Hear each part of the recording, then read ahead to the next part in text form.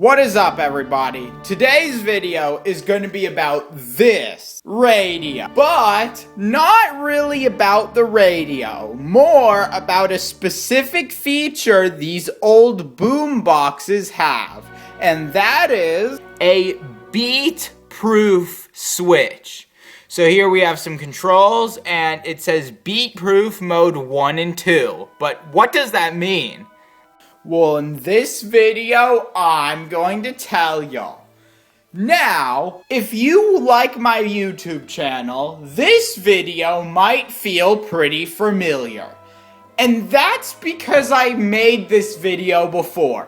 Basically, yesterday or the day before yesterday, I made and uploaded this video, but I made a few editing mistakes, and some of the stuff I said in the video I later found out may or may not be 100% correct. So I took down that video and decided to quickly refilm it.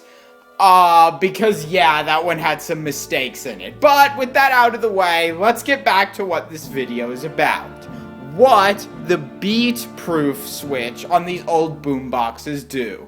Now, this feature is not specific to this radio. It's in a lot of cassette tape radio combo things where there's a radio in the same unit as a cassette. It's not in all of them, but it's common in these, especially like the old ones. But in order to explain the beat-proof switch, I kinda have to explain how the radio works and how cassette tapes are recorded.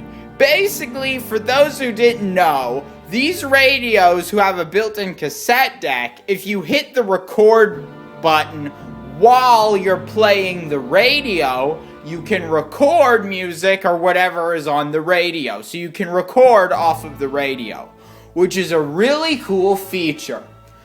But that works perfectly fine on FM, because the way FM radio works, the radio locks onto the signal so you don't get any radio interference. But AM radio band, also known as the broadcast or medium wave radio band, works differently. It's an older system, which is why it can go further distances because of the frequency it's on, but it has interference issues. Now, when this radio came out in like the 80s or whatever, the interference issues weren't really a big deal. But they are not a big deal unless you're recording a tape. Because the way a tape is recorded is the signal is amplified and put onto the magnetic tape as it's moving. But in order to make the signal sound better, there is a modulator inside the tape recording system that adds a frequency to the tape recording. Now, I've found conflicting information on how exactly this works, but basically, all you need to know for the beat-proof switch is that there's an oscillator in the radio that turns on when you're recording a tape.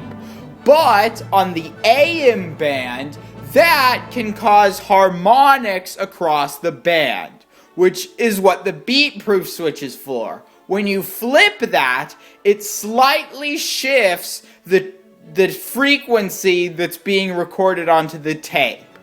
But it only shifts it by a little bit so it doesn't mess with the tape recording. But it shifts it enough to move the frequency interference on the AM dial. Which means if you're recording off of a station that happens to have interference from the tape recording, you can just flip the beat-proof switch to another setting and the interference should go away. Maybe. It's 2023 and there's interference from a lot of other sources these days, but back when this radio was made, that's what that was for. Okay, that's the end of the video. If you like this video and want to subscribe, please feel free to hit that subscribe button. But if you don't feel like subscribing yet, please feel free to check out another one of my videos that our AI overlords say you will like. And with that out of the way, bye.